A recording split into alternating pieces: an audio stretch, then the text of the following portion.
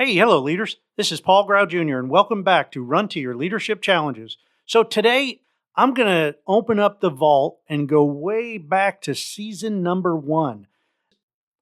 Also, I want to remind you that there's a brand new podcast that we have. It's called the High Performing Team Podcast for Christian Business Owners. You can download it any place where you listen to this podcast, and I will include a bunch of links in the show notes. And in the meantime, enjoy some of the old episodes from the vault. Hello, and welcome to episode 29 of Run to Your Challenges. Today's challenge is getting buy-in. Have you ever had a project going on where you just can't seem to get the team to buy into the ideas? Maybe it's a change in policy, or maybe it's an existing policy that nobody wants to follow or nobody seems to follow. Maybe it's a cultural shift or a new product that you are introducing to everybody. The bottom line is, if you can get buy-in from your team, you can boost your morale, engagement, and overall productivity. Believe it or not, this is easier than we make it out to be a lot of times. All too often, getting buy-in is as simple as getting your team members involved in the process that you want them to have the buy-in with. The more involved you can make your team members, the more likely it will be for them to have buy-in on whatever you want them to have buy-in with. So, get them involved. Ask their opinions, discuss their ideas, make them a part of the whole project. Again, the more involved that you can get them, the better.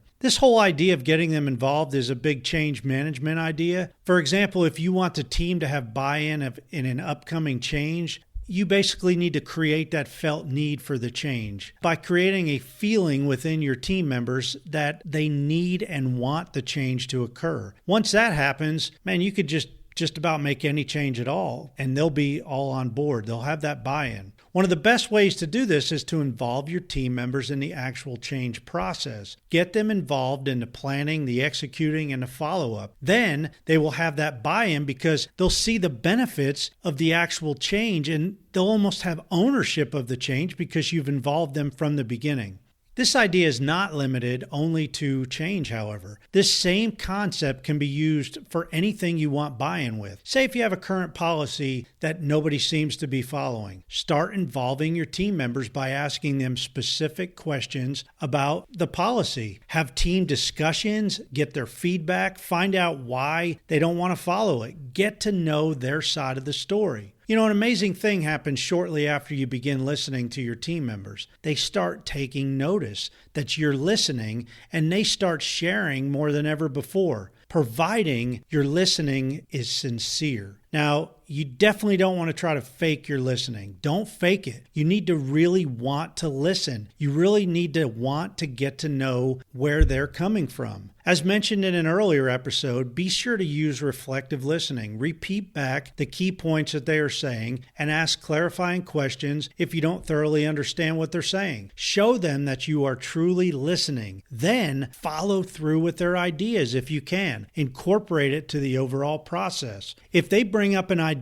that is totally lame, and you know what? They will explain why their idea won't work. Or better yet, ask them clarifying questions about their idea, and more times than not, as they begin to explain their idea in greater detail, they'll actually see that their idea isn't feasible, and they'll rule it out. So get buy-in by getting your team members involved. The more involved they are, the more ownership that you'll create for them. And once they have that ownership, man, that can create passion and drive in your entire team. As always, please share this briefing with friends, coworkers, and every leader you know. As a reminder, if you listen to this as an Alexa flash briefing, you can catch all the previous episodes on iTunes. Thank you, and until next time, run to your challenges.